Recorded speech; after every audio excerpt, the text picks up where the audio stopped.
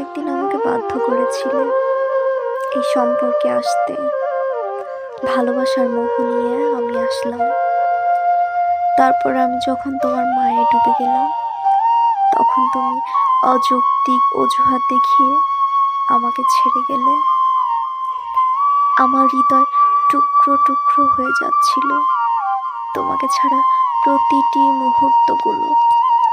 তোমাকে অনুরোধ করলাম, অনুনয় বিনয় করলাম, এই সম্পর্কে থাকো। তোমার পাথরের মতো কথার আঘাতগুলো আমার দিকে ছুঁড়ে মারলে। আমার ভালোবাসার আর্তনাদ তোমায় আঘাত করছে না কেন? আমি তোমাকে বাধ্য করছি না আমার সাথে থাকতে, কিন্তু তারপরও তোমার হৃদয়ে কোনো কম্পন সৃষ্টি হয় না।